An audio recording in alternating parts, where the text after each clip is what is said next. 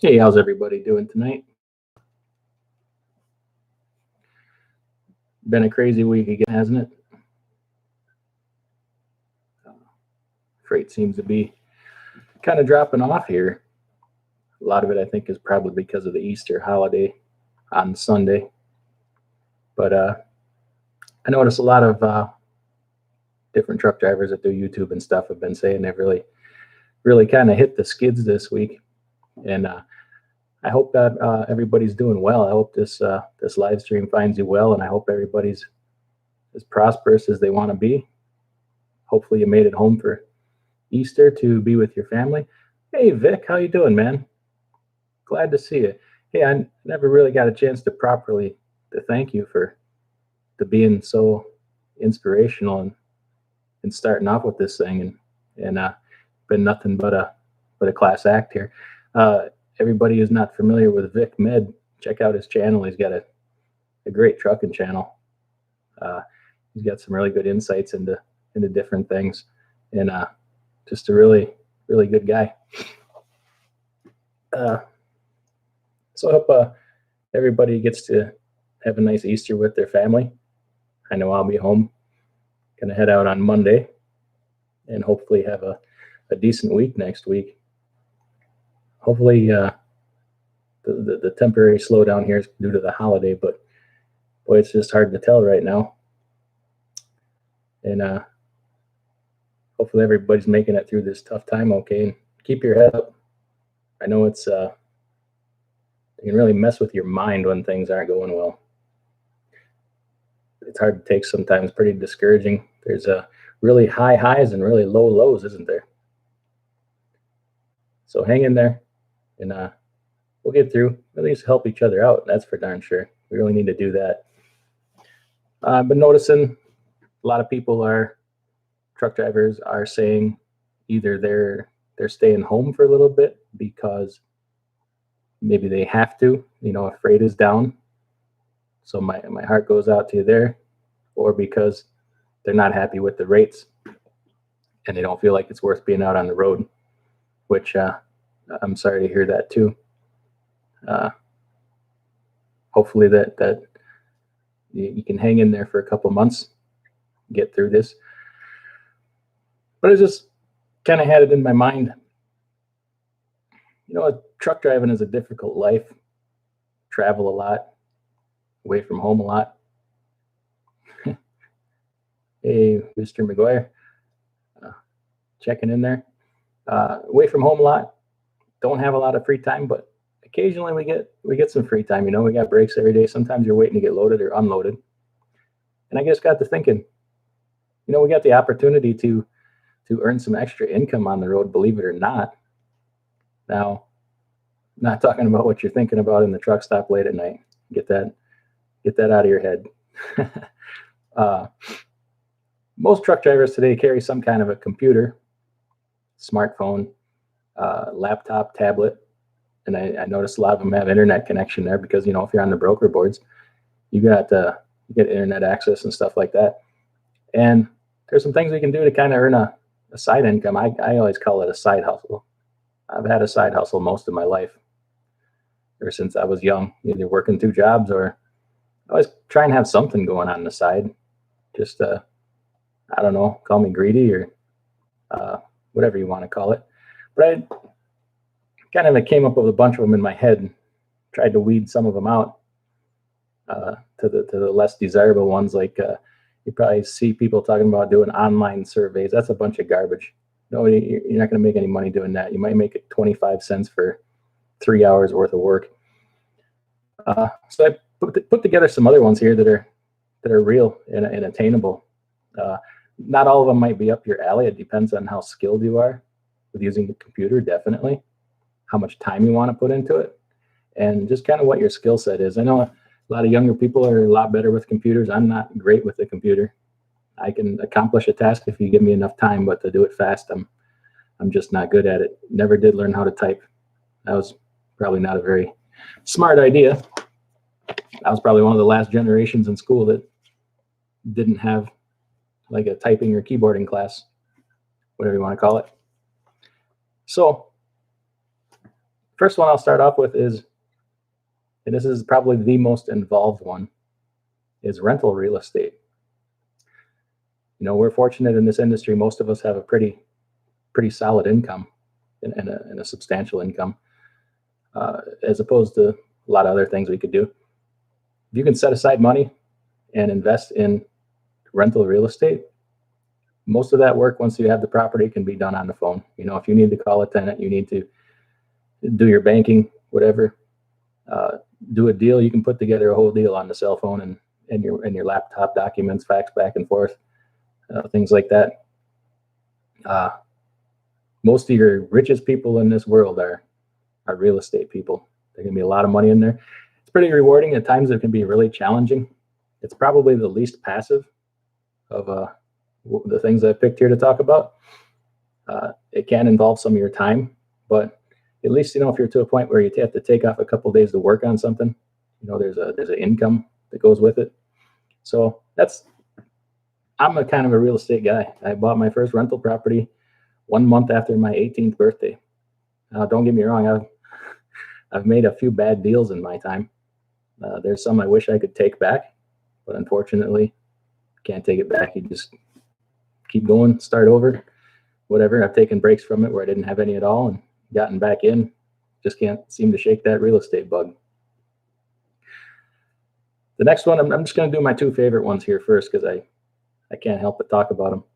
The second one is investing in different income producing assets.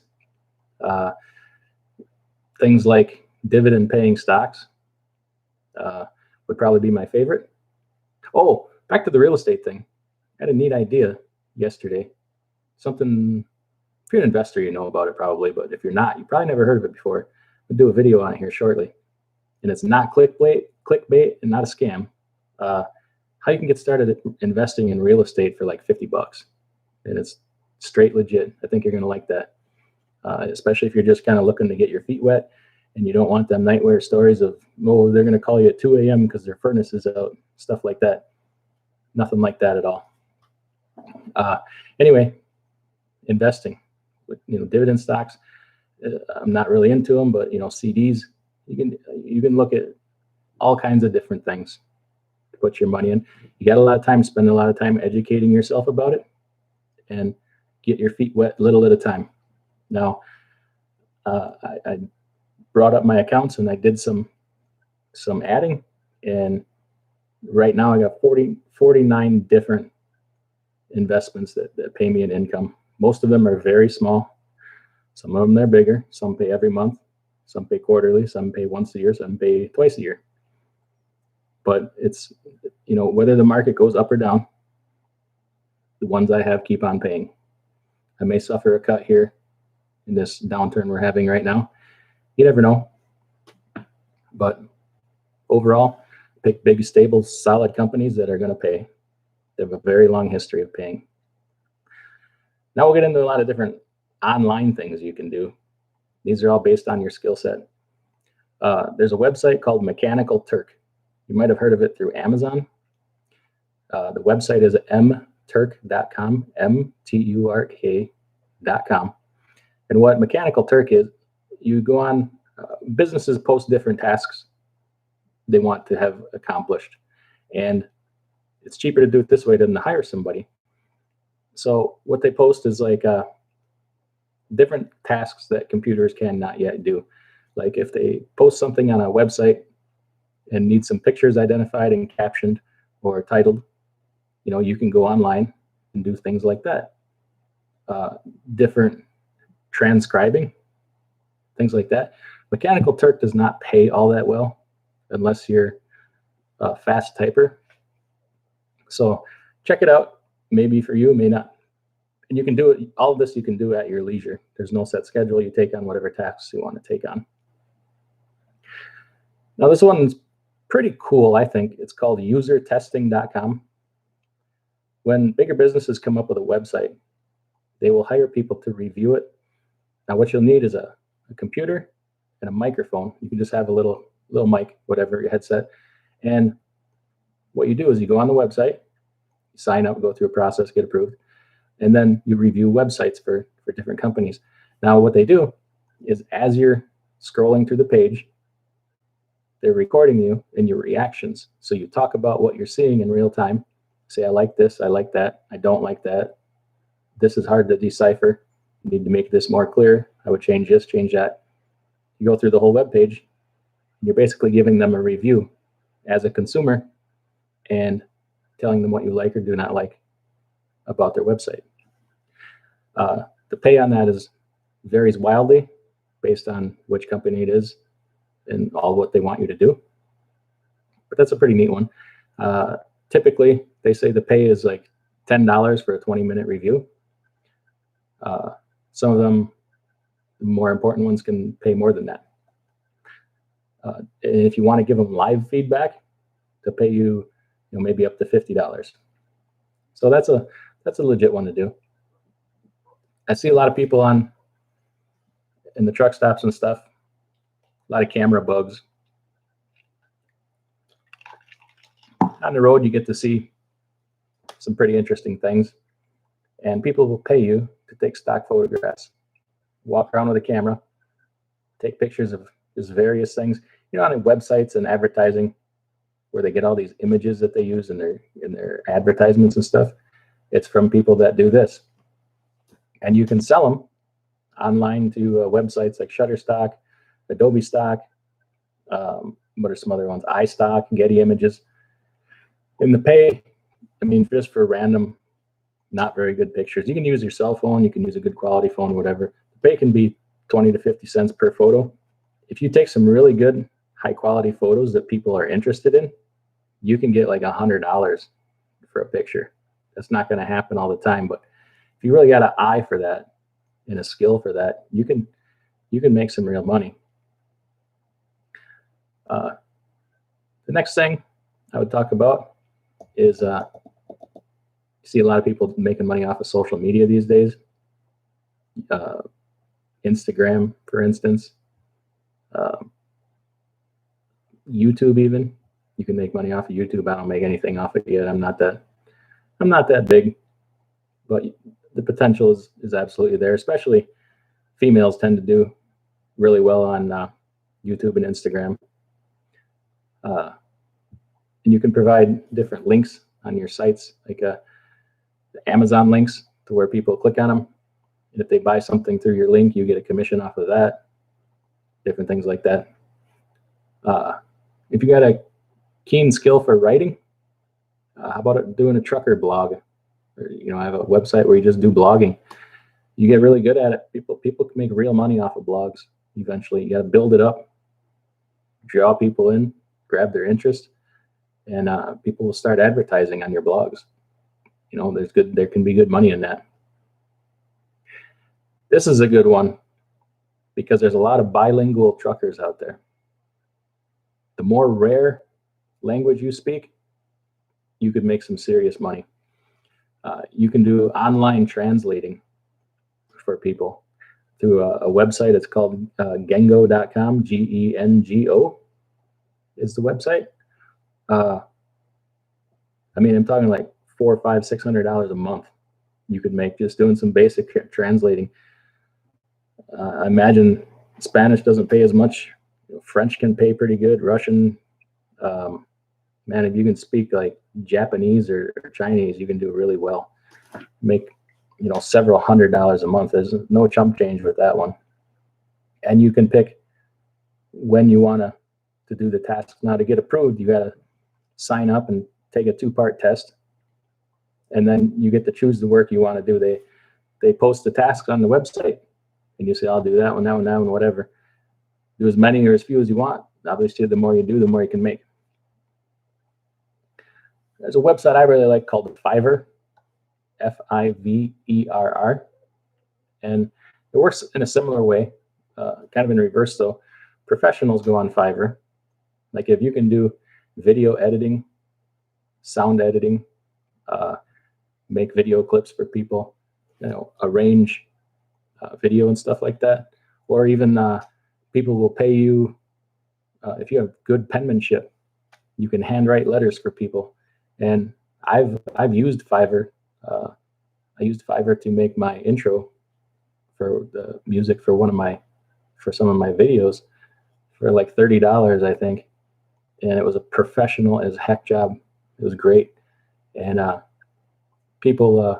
professionals post on there, and they'll list what they do. You could be one of these professionals if you got a certain ability.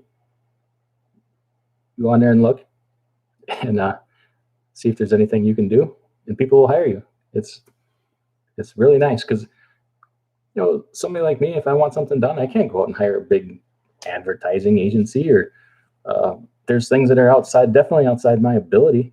If I can hire somebody else to do it for like $20-$30 and they do a freaking great job, why would I not? It's kind of a no-brainer. Along the same lines, if you're kind of artistic or you think you're pretty clever, you got a mind for coming up with off-the-wall and Teespring store. They do more than just T-shirts. You can put if you think you got a clever saying, put it on a shirt, a coffee cup, put it on socks, whatever, and open your own Teespring store, and then just find little ways to advertise it, whatever, and you can sell stuff on Teespring. And the profit margin is pretty good on that stuff. It's not like you got to sell 1 million T-shirts to make any money. I looked into it. I think some of them, the base cost for the shirt is like $10, and you could charge like $19.99 or $25. So anything above the $10 is yours to keep. I'll look at the comments here in a minute. The last one I'll just kind of go over is, I don't know if it's more of a side hustle, but it's just something you can earn money from. If you know about peer-to-peer lending, some of the couple more popular ones are like lendingclub.com or prosper.com. People need loans. They don't always go to a bank, and you can also take loans from them. But you can, when people are looking for money for something, say they want to buy a car, they need a loan to buy this or do that, start a business, they post it on there. You can look at their credit, you can look at their whole application and decide, all right, I want to fund that loan for $1,000. You don't even have to fund the whole loan. You can fund a portion of it. And they'll tell you, based on this person's credit risk, this is how much interest this loan is going to pay. So, you loan out $1,000 at 6%. Typically, the rates are a little higher than you're going to get at the bank because it's less desirable. They'll give the loan a safety score. You can do all kinds of research. Decide if you want to put a little bit of money into it. You can, earn, $40-$50 a month, stuff like that. Doing those kinds of things. So I covered a dozen different ideas. Does anybody else have any? Let's take a look at the comments here. Chucklehead. Hey, Chucklehead, how you doing? No, we're not talking about earning money in the back row of the truck stop. Come on now. We might all be speaking Chinese before long. Boy, that's true. We're definitely going to need an interpreter, aren't we? They say that learning English is actually harder than learning Chinese. They say learning English is one of the hardest languages to learn. I don't know. I've looked at Chinese. No, it's not. Chinese is way harder. Doesn't make any sense to me. You got a little house and a stop sign, and I guess that's your name, Bob. I don't know. Vic Med could come up with some good ones. Yeah, he could. He's a funny guy.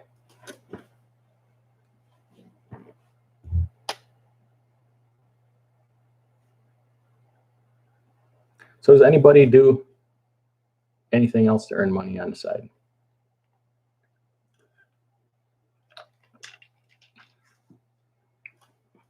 Nothing, huh? Well, that's all right. Don't forget to hit that like button in there if you're in the room here.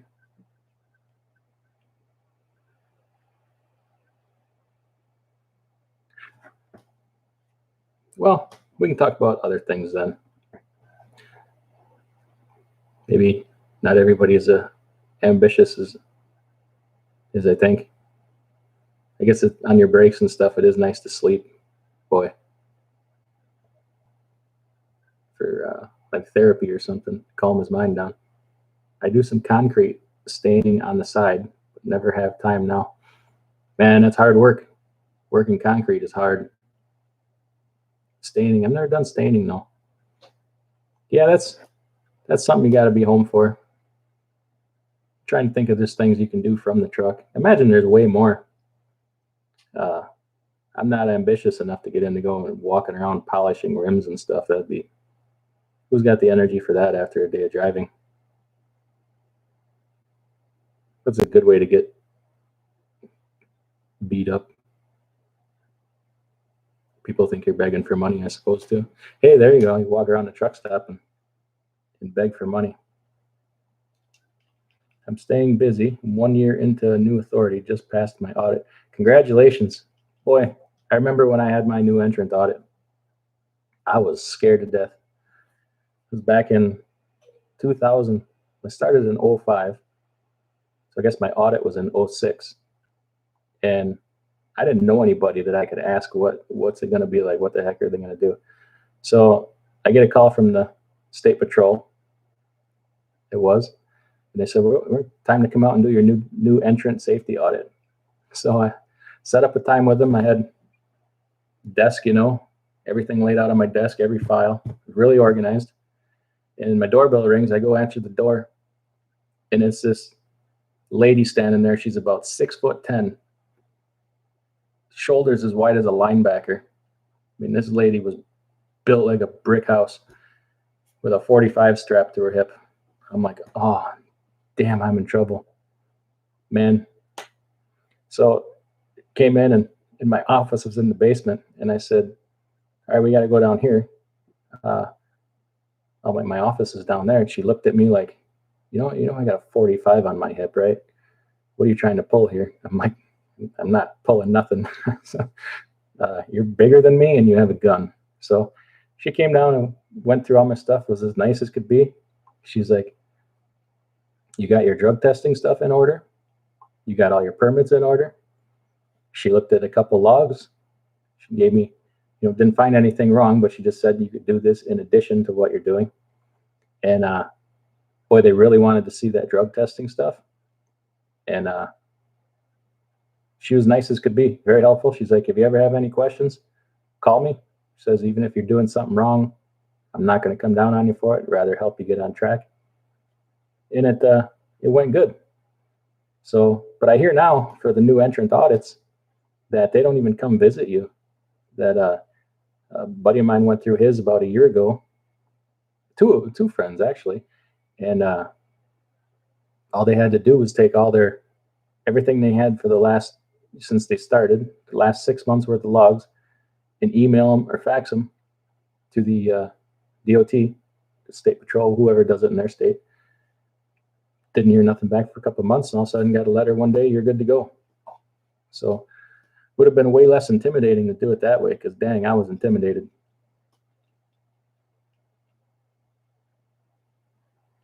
The dude I got was awesome. We did it over the phone and online, same as your friend. Boy, that would have been nice. Because I was afraid she was going to ask for something, and I did it wrong or something, because nothing like having to face up to it right there. Boy, I tell you what. Nowadays, I don't imagine there's much to worry about. I mean, everything's electronic. You can't really screw anything up. And she wanted to see too that I had a maintenance program, and I always keep a notebook, everything that I do. And you're supposed to have like a written maintenance plan. So I just said, well, here's the manual for my truck. I just go by this, and that satisfied her requirement. He switched me to Agra exempt tag in Arkansas. So he switched your authority or your plate. So I don't understand. Or he switched you to be an E-log exempt. NV. Explain that to me. Tell me what you mean. In Arkansas. Dang, it's hot in Arkansas.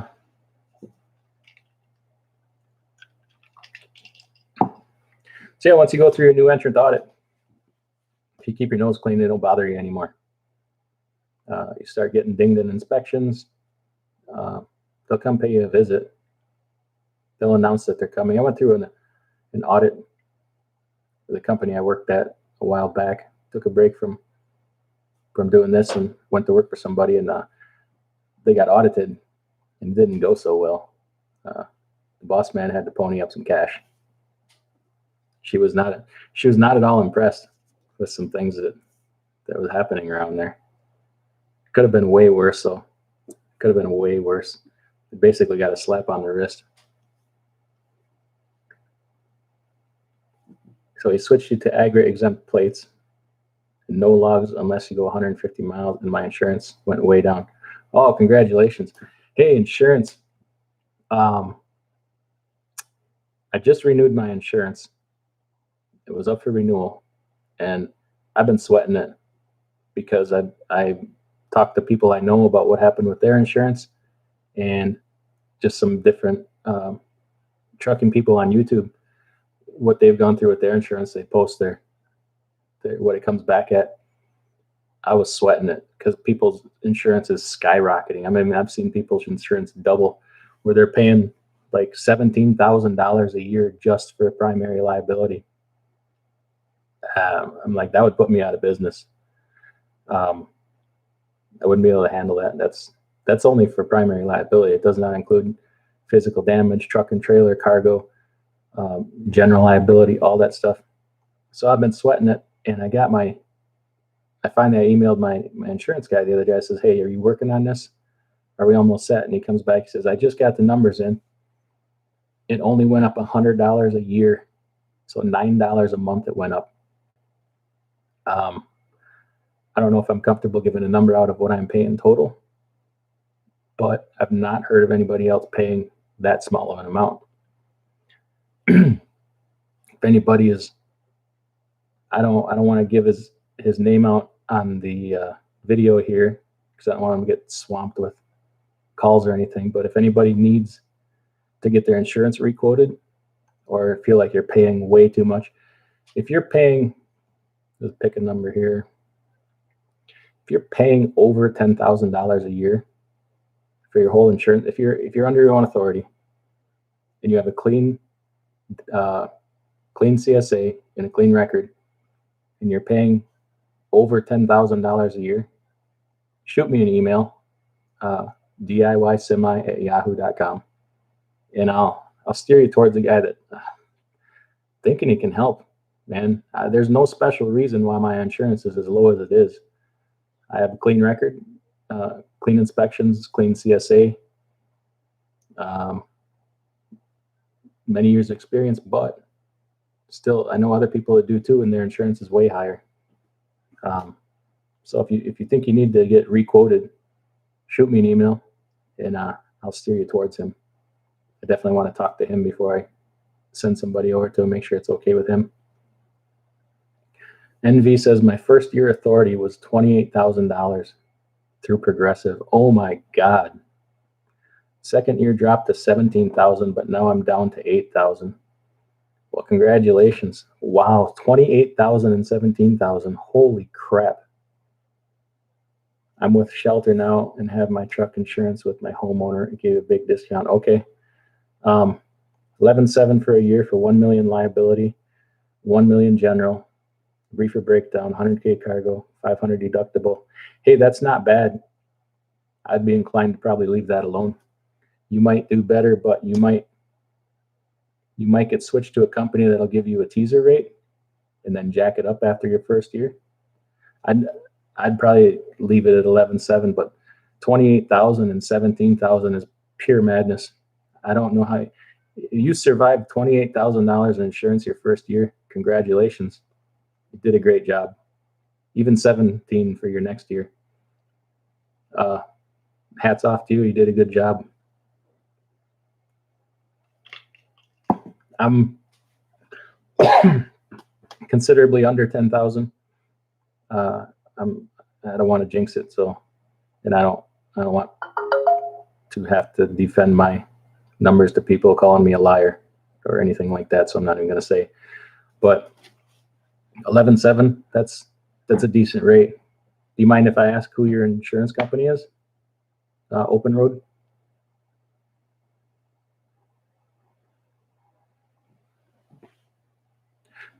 But yeah, there's this one lady, she bought a 2000 Freightliner FLD, and they quoted her just for primary liability, 17,000 a year. Great West Casualty. That's who I have. Okay, so yeah, and they're a good company, excellent credit rating. And do you have the policy where it's like the diminishing deductible, or you get one accident forgiveness every so many years? Like 2 years ago, I hit a deer, and it did a ton of that. It was like an $11,000 bill. It destroyed my front end. Actually, it was just one deer. 2 deer was like 10 years ago. Anyway, they didn't even raise my rate the next year. Actually, my rate went down like $20 a month last year. When everybody else's was going up, mine went down $20 a month. And the year before that is when I hit the deer. I'm very happy with Great West Casualty. I get it through a broker. In the past, years ago, I used to have Northland also. They were a pretty good company, but Great West they've been a great insurance company for me. And like I said, if I feel like it's too high, I'll have my broker shop it around if I think that's necessary. But thankful we can keep on trucking another year. In this time right now, the last thing somebody needs is to get hit with a $20,000 insurance bill. That'd be devastating. And your freaking license plate goes up every year. My license plate was $2,150 this year. It's getting ridiculous. How much money do they need from us? I tell you what, fuel taxes are getting damn out of hand. Rates are going to have to go up. I'm really looking forward to this thing getting back to normal, because people are going to have to renegotiate rates just based on fuel tax here pretty soon. I mean, let me grab a calculator. I put a lot of miles on in Illinois, for example. 61.6 cents a gallon. If you're getting, obviously, the better fuel mileage you get, the less fuel tax you pay. But if you're getting 7 miles a gallon, 61 cents. Am I doing that right? Almost 9 cents a mile just in friggin' fuel tax for the state of Illinois at 7 miles per gallon. Jeepers, if you're one of the guys only getting 5 miles a gallon, I can't. That's 12 cents a mile just in fuel tax. In Illinois, Pennsylvania is way higher. It's 74.5 cents a mile or a gallon. I mean, in fuel tax. That's insane. Open Road, yes, I do have the diminishing deductible. They beat Progressive by $5,000 a year. My plate was $1,900 this year. That's a good price for a plate. Progressive has got to be the most expensive insurance company out there, man. Their rates are crazy. I had a friend that was with Progressive. Oddly enough, though, they were the best rate he could get starting off. As a new entrant, they gave him the best rate of anybody, but then they kept the rate high. They didn't lower it all that much. Corn rates are terrible the last 2 weeks. Man, it ain't just corn. Freight rates in general are awful. It's ridiculous. These brokers should be ashamed of themselves. Absolutely ashamed of themselves. I keep a close eye on the different rates and stuff. There's more buck a mile freight now than there is $2 a mile freight. I'll tell you that. And somebody's friggin' hauling it. I don't know who's doing this. I don't know how long it's going to take before they realize that a buck a mile, you're going backwards, man. You might think you're generating revenue for right now. Pretty soon you're going to start rolling backwards. I highly doubt, if you got a truck payment you know, a $2,000 a month truck payment and all your other expenses, I highly doubt your cost per mile is under $1 per mile. Speaking of that, I'm always preaching cost per mile, know your costs. Anybody in the room right now know their exact cost per mile? How many cents per mile does it take you to operate? You don't have to say how much. I'm just curious if anybody else tracks that and how well. I'm just curious. And also, well, I got a few people in here. First of all, hit that like button if you haven't already. Question to all the different truck drivers out there. I'm working on something here, and I'm trying to get a good feel for the average number. I don't care what you do, what your operation is, average number of miles you say that you run per week. So you can, or just give me the amount per year, minus how many weeks a year, you know, say I run 2,500 miles a week, 48. I don't need to know how many miles a year. You can take off the weeks that you don't work. Just kind of curious about how many miles per week is average, kind of.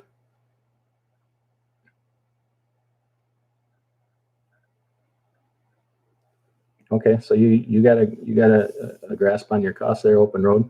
That's good. Yeah, you might not be in a per mile operation.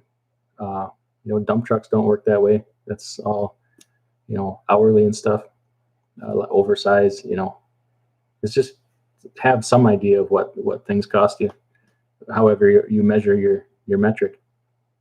I've been sitting in Hopkins, Minnesota since 9:30 this morning for a 10 a.m. appointment. It's still in the dock. It cost me a $1,200 load for the weekend. I'm sorry to hear that, man.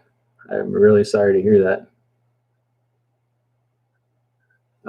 Anyway, the brokers, you know, 2 years ago, they were mad at us because we were driving rates so high. Well, guess what? At that time, they were able to pass most of that cost on to the customer. They didn't absorb all of that. They absorbed some of it. But you know what? That's what you get. That's one of the first times we've been on the winning end of that in how many years? We're hardly ever on the winning end of that number.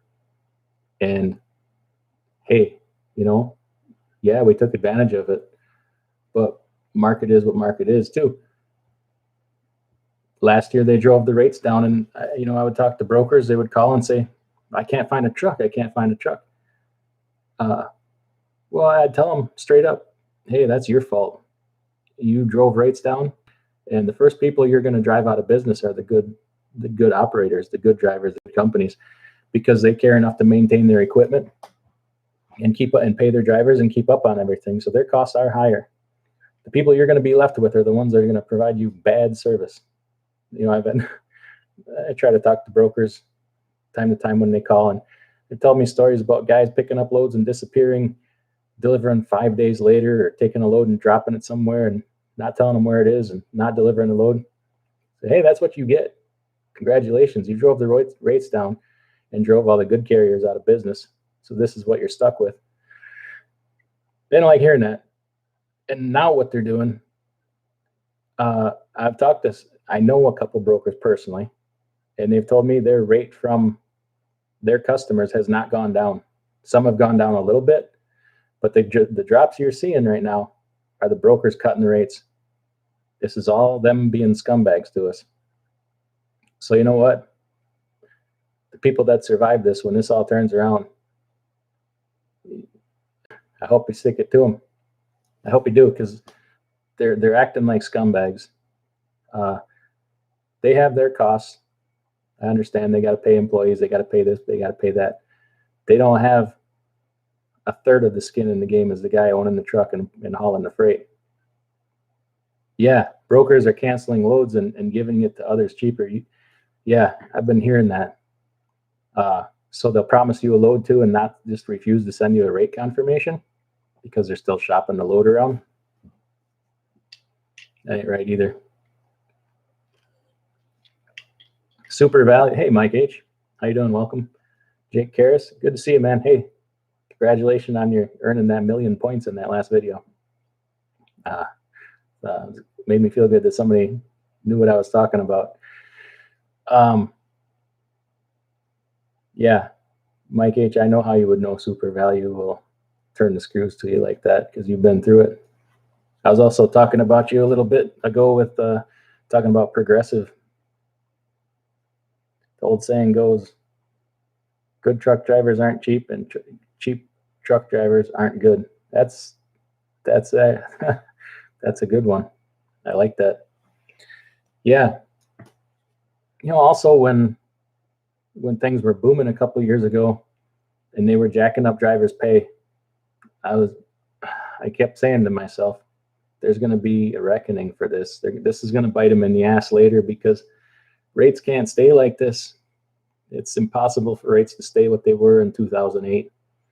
This can't happen. And when the rates get cut, these drivers ain't going to take a pay cut. They're not going to stand for a pay cut. So, you saw a lot of trucking. It's weird. Just before we'll call it the apocalypse. How about that? Is that a good name for what's going on right now? Just before this started, you saw trucking companies crumbling to the ground, 2, 3, 4 dropping every week of different sizes, all different locations. And I haven't heard much about very many trucking, although I quit Facebook, so I'm not seeing it there anymore. So maybe that's why I'm not hearing about it. Anybody on Facebook, Mike, you follow that? Is any of that still going on, or there's still trucking companies dropping like flies? Because I haven't been hearing about it. Like we were leading up to the apocalypse here, where they were just dropping like flies.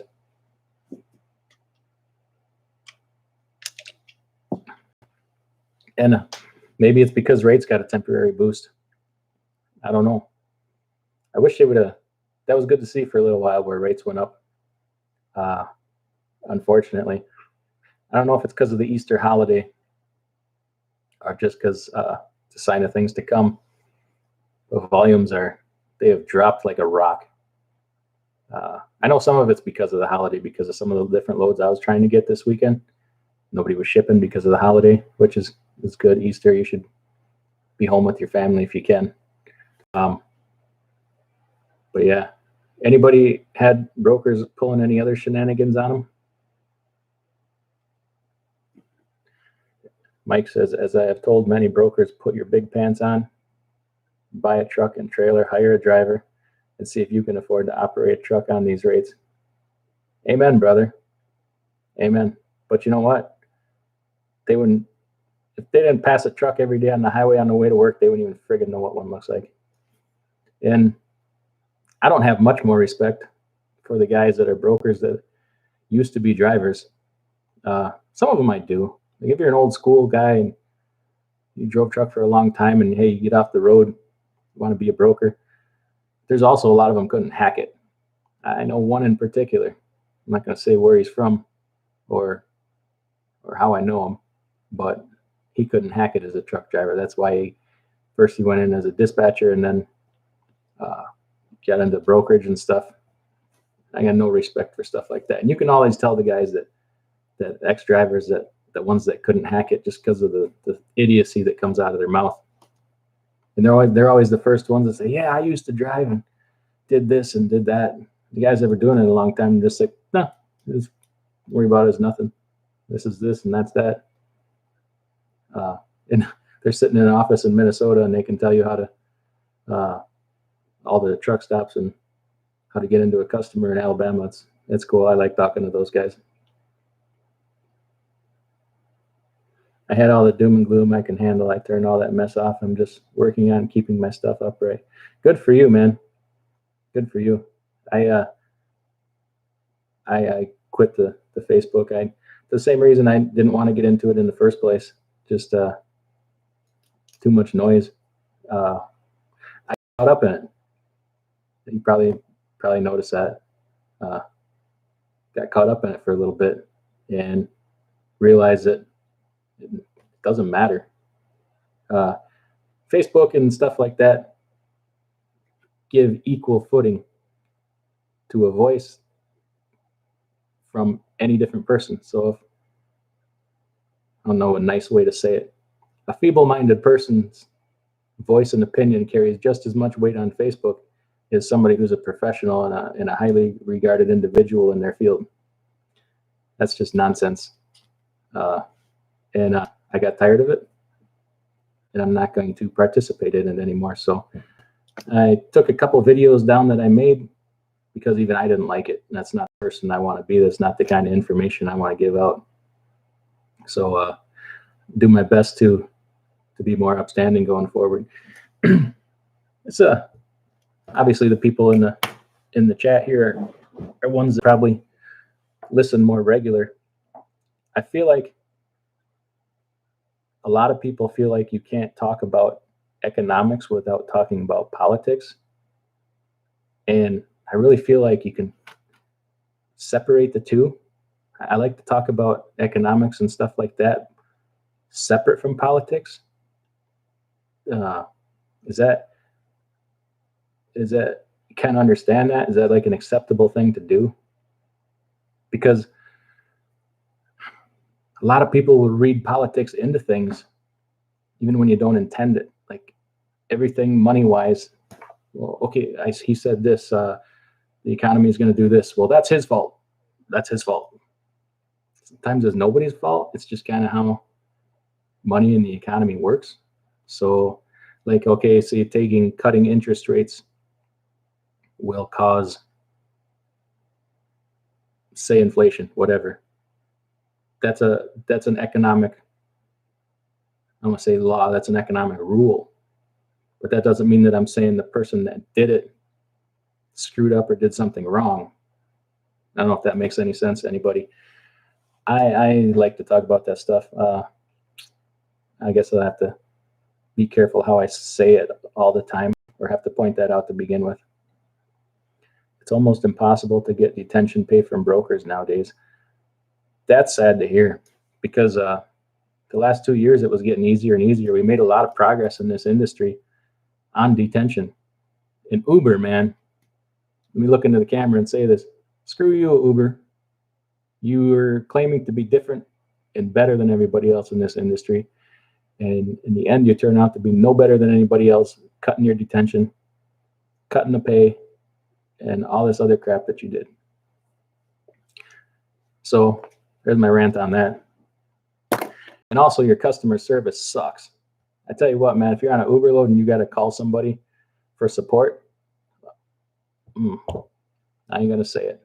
I'm not going to say it. I just hope you don't have to find out for yourself. Or maybe you already have. It used to be good hauling for them. Not so much anymore. I haven't touched an Uber load in quite some time.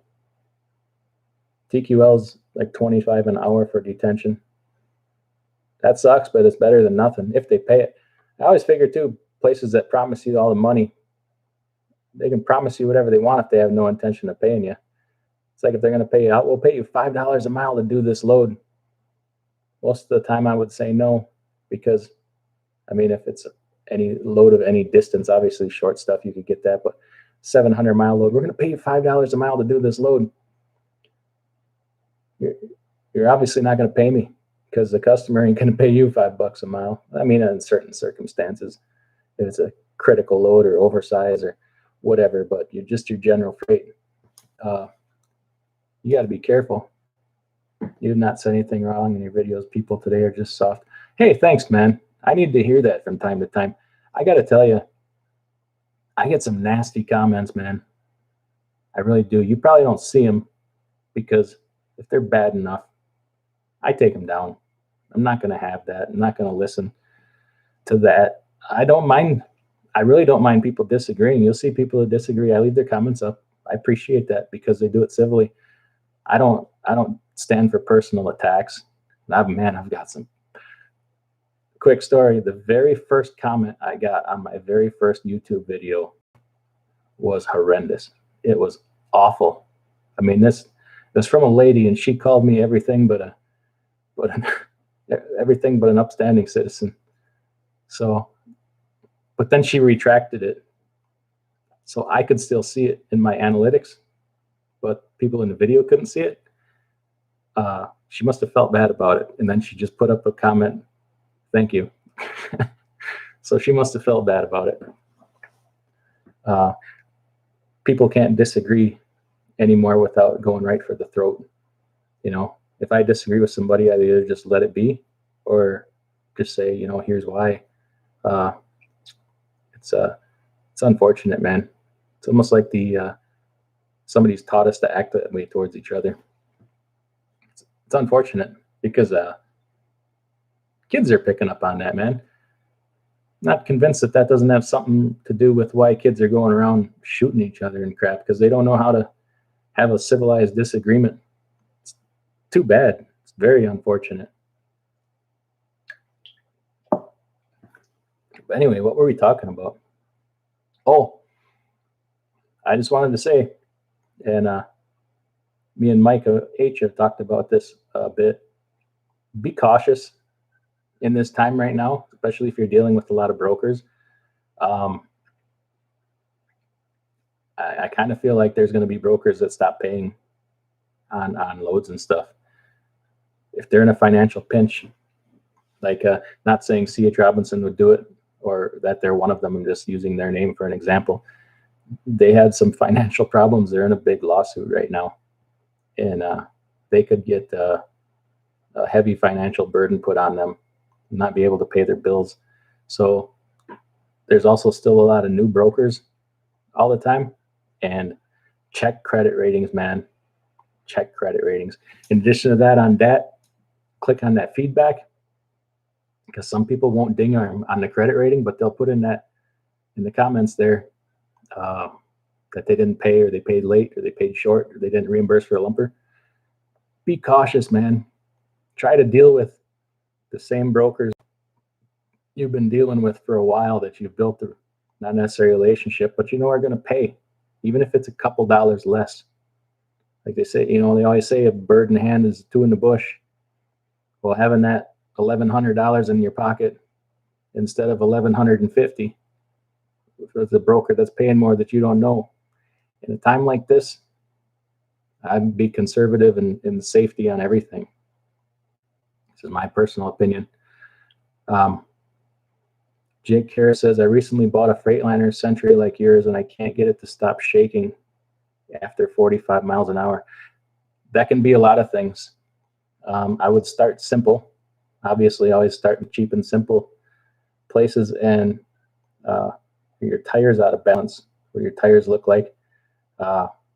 Front end problems, have a mechanic go and make sure everything's nice and tight in your front end. You know, check the kingpins, make sure there's nothing loose up there. Drive line would be next place. Does it feel like it's shaking up front or shaking kind of in the back?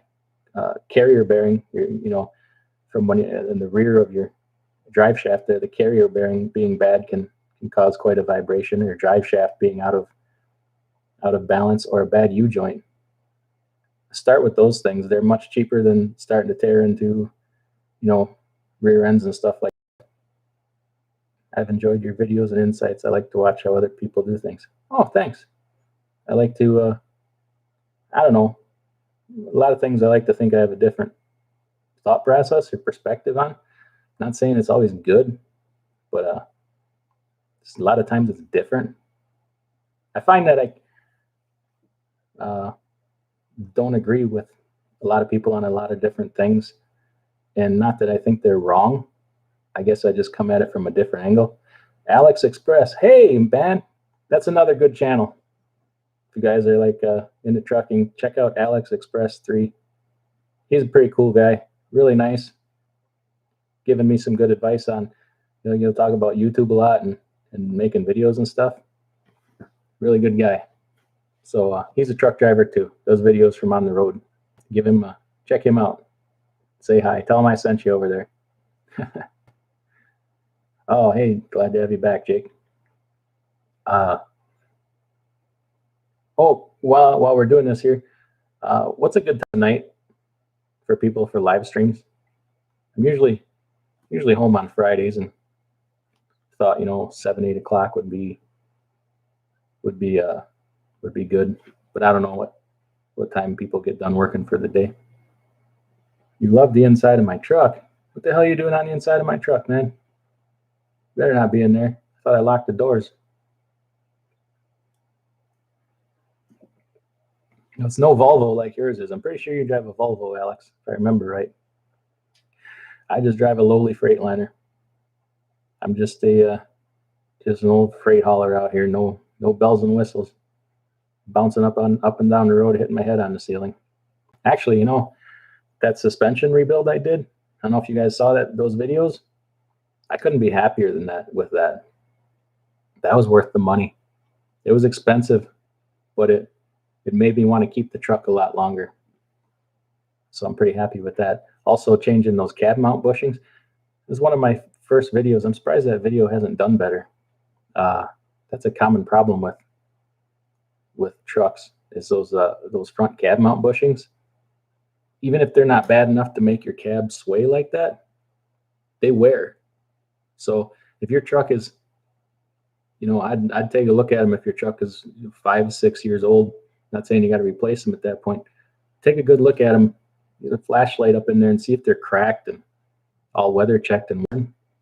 Because if they are, they're probably getting close to replacement time. Really wasn't a terrible job to do. Even cost-wise, I think it was $140 for both bushings.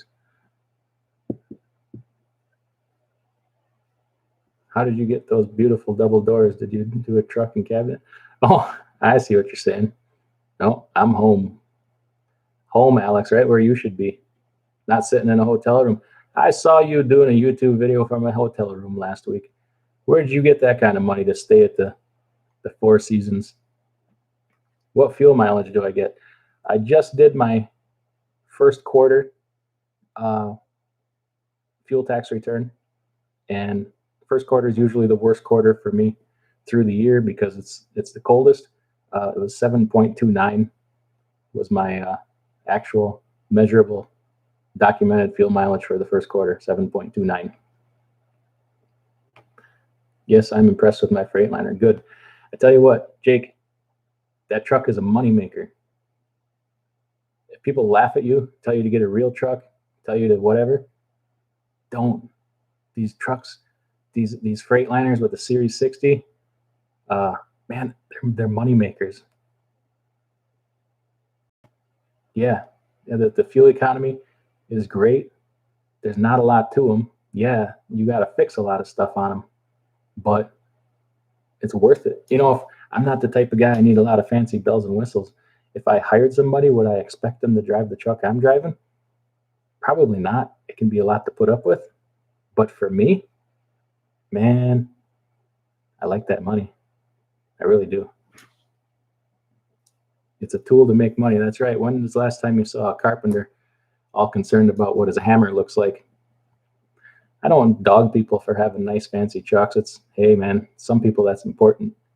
But you know what's important to me is having a sweet ass retirement in a house that's paid for. It's not paid for yet. I had a paid for house. We wanted to move, built a house. Not quite paid for yet, but we're working on it. We're plugging away at it.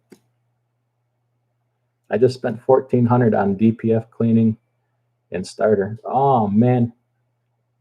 Well, they're both maintenance items. It's normal maintenance, so it's not like you broke down, I guess. Yeah. I'd rather invest than blow money out the exhaust. Me and you are going to be real good friends, Jake. I tell you that right now. Man, I got so many videos in my head about stuff that I want to do. It's just time. When I'm on the freaking humping it, doing everything I can, and it's hard to get videos done. But man, I got so many things in my head that I want to do. It's just hard to get them done. Editing videos takes a long time too. To make a video, especially repair videos, man, it takes a lot of time to make those videos. And then editing, processing, and uploading, man, it's not hard to have 15, 16 hours into one video sometimes on some of the bigger project ones. But I know I keep talking about it, but I got to get it done. I'm working on a video here about it's trucking and money type thing. I've not seen anybody else do it. So I'm excited to get it done. I'm probably going to take a lot of crap over it. But I think a lot of people think it's pretty cool, and it would really give you hope. So, did you inside of your truck? No, I just sit there and freeze. To tell you the truth, my truck, it really ain't that bad so far. Only on when it gets really windy. I got an APU, so I just crank that heat wide open when I'm parked. It don't bother me a bit. And going down the road, I don't really get cold. As you can see, I'm well insulated myself, so I really don't need much extra insulation. It was one of the first things you did was insulate your truck. It's not a bad idea, especially them doors, man. I got a friend, he drives a truck like ours, and he'll go down in the wintertime. He'll go down the road with a blanket over his left leg so it don't freeze because the doors leak so bad. That's a Freightliner. There's certain inherent flaws in these Freightliners. The curved windshield sucks. Ice builds on these windshields like crazy. The doors leak and rattle like mad, but I'm gonna fix that when I get the time. What else? Well, everything lets cold air in so bad. There's just some. Oh, and the suspensions on these Freightliners suck too. It's a bad design, man. It's a bad design. Yeah, you got to tape up the speakers. Yeah, I keep threatening to put new speakers in mine, but I keep finding better things to do with my money. Plus, the voices in my head are so loud, I won't overpower the speakers anyway. Cash is King Trucking. Hey, how's it going, man? That's another good channel. Check out Cash is King Trucking. Makes some pretty good videos. Talks about all the loads, different loads he does. Seems like a pretty nice guy. Glad to see you in here. Where are you at tonight, Cash is King? I think you were in maybe Minnesota or something last video I watched. Armin Goyer says, my Kenworth door is a pneumonia hole too. Pneumonia hole, I like that. Yeah, well, you know, everybody dogs on Freightliner so hard. Got their junk and their cheap fleet trucks. Yeah, they're not junk, but they are fleet trucks. You know why that is? Is because of the economics behind them. The cost is cheaper. The cost of repairs, the service network, the efficiency is head and shoulders above everybody else. I'm sorry, but it is. I'm not dogging on any other manufacturer, but it's the reality of the fuel economy that you can get with these things. It's a game changer. That's why these companies that have thousands of trucks have mostly Freightliners. It's just what it is. You're in Ohio. Oh, okay. All right. And like I said, I don't need anything fancy. I have friends that have brand new Peterbilts that have nothing but electrical problems. So I suppose a lot of the Petes are having electrical problems. That's too bad for what you pay for them, man. They are nice trucks. I can't deny they look good. They do. I really like the new Kenworths, man. Those are sharp trucks, man. Holy cow. The new Volvos are good looking. Boy, you could easily sell me a Mack Anthem. In my opinion, that's one of the best looking trucks on the road right now is that Mack Anthem. And I've seen probably a dozen different colors. I haven't seen a color I don't like yet. Even that one that's like a hot pink. Damn, that looks good. I would drive that truck. I would take all the insults everybody could throw at me and drive that pink Anthem down the road all day long.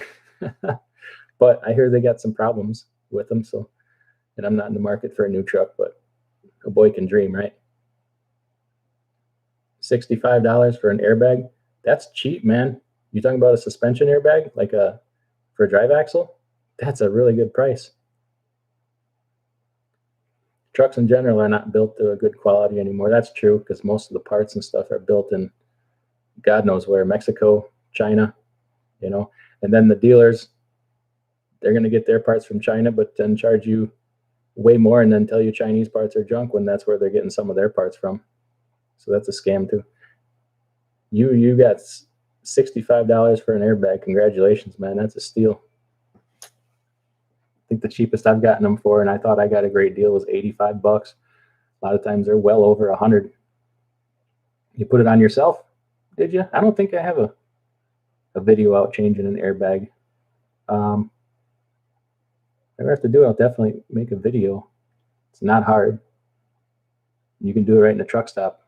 Done several airbags right in the truck stop parking lot. It's no big deal. Trailers too. Trailer airbags are pretty easy. The airbags on the front drive axle are a little trickier because you got to wedge my fat ass in there between the axles. Springfield, Missouri Freightliner dealer. Okay, everybody, Springfield, Missouri Freightliner dealers got some good prices. Did you stop in and get an application from Prime while you were down there? One of my favorite companies. God, I can't. If you're leased on the Prime, I'm not mad at you, but wish you hadn't done that. Man, what they do to their drivers, the kind of nonsense they tie them up in with those payments, it's tragic, man. It's tragic. But man, they can always seem to find a ton of. R. McGuire says they smell like piss. Prime drivers you're talking about? Is that Springfield Freightliner called Truck Centers? I think it is. I think it's Springfield Truck Center or something like that.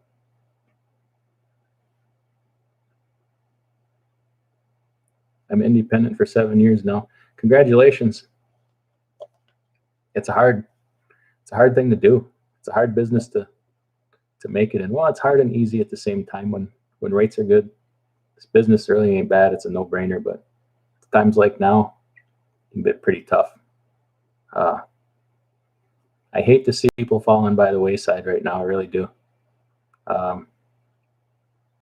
It's tough. You know, I watch videos of people saying how bad rates are and that they're staying home because rates are too bad. I think that's the wrong strategy, and I'll tell you why. I don't think it's because you're stupid. I really don't. But I think it's people need to know their cost per mile better. Because if you're complaining about $2 a mile freight, I think that's a mistake. If you're not gonna work because you're not gonna work for less than $2 a mile, I think that's a mistake. There's plenty of money to be made at $2 a mile. Plenty of money to be made. Yeah, in truck stop parking lots, Rich. If I ever catch you doing that, making money in a truck stop parking lot, I'm going to videotape it and post it as one of my videos. But if people are deciding to shut it down over $2 a mile, I think most people would be given their right arm to be making $2 a mile right now. So I hope you're not parking it over that, if anybody is. I've seen a couple guys that are. Man, if you run a tight ship and your cost per mile is pretty low, you can be killing it. I mean, killing it at $2 a mile. Living the high life, man. But to each his own. I'm not saying you should work for $1 a mile or $1.25. Jake says I'm pulling flatbed Conestoga, getting over $2 a mile. Good for you, man. I bet you're killing it. I bet you're doing really well. That's a solid rate. I mean, if you really sit down and figure your numbers, and your cost per mile is so high that you can't make money or make a profit like $1.75, you got to change some things, man. You got to, or you're not going to be around. The way this industry is going, there's not going to be margins like that anymore. With automated trucks, I'll tell you what's going to be the death of rates is analytics. And this thing called, what's it called? There's an analytics program a lot of shippers are using now that tracks the rates from day to day, hour to hour, minute to minute. Freight metrics. Anybody know what I'm talking about? The name of it? It's like Freight Metrics or something like that. A lot of shippers are using it, and man, it keeps a tight grip on rates. I have a little bit of experience with that freight. Something like that it's called. You can thank Amazon for that kind of stuff because it's exactly what they've been working on for a long time. These Amazon is as much a software company now as it is them selling their cheap crap out of warehouses. They're taking software contracts away from companies like IBM and Microsoft, slashing the rates on them, working for a loss just to get the contracts so they can get deeply entrenched in the government and different industries. I'm sure once they accomplish it, then they'll raise their rates. But they're heartless, man. They are. Ooh, they'll give you the tools to cut anybody's throat. I don't like what they're doing. Oh man. Any other topic anybody wants to talk about tonight? It's getting to be a little late. Hour and 10 minutes in. I think I could talk that long. Cash's King Trucking Hirschback lease get $1.16 a mile with 1,100 week fixed cost. I think they're worse than Prime, not defending Prime. Oh my gosh, $1.16 a mile. Does that include a fuel surcharge, or is there a fuel surcharge on top of that? Or is that bottom line straight across the board what they get? Okay, see you later, Jake, man. Thanks for stopping in. Keep in touch. Where's my calculator? I gotta know what. $1,100. So $1.16 a mile, $1,100 a week fixed cost. That's insane. $4,400 a month. Oh my God. Nobody's going to make it. That's the thing. Do people read these contracts before they sign them? Do they have a calculator? My understanding is that is with fuel surcharge current rate. Oh my God. And a couple of years ago, I was looking for drivers and couldn't find one. And then they go for something like this. That's infuriating. That's frustrating. There's too many good places to work out there, man. I mean, if I was wanting to hire somebody, I could pay them more than that. You know, I don't want to right now. Just not. Now's not a good time. And that people are looking to change jobs. If you got something right now that's keeping you going and keeping you paying the bills, I wouldn't jump ship right now, man. Things would go south real quick. But yeah, I imagine that's the Hirschbach deal. I imagine there's a lot of companies with bad deals like that. Wow, no wonder the government wanted to call them employees. Jeepers, if you back out an employee wage out of that, you're not left with enough to make the truck payment and any other expenses. You know, because you figure with employee wage, figure at 48 cents a mile. So if it's 68, that leaves you 68 cents a mile to operate the truck. You might break even. That's if the littlest thing doesn't go wrong. But there'll always be a special place in my heart for Prime. Shiny paint syndrome. Yeah, that's about it. Well, guys, I think we're going to wrap it up for tonight. Thanks for stopping in. Really appreciate it. I really truly do appreciate it.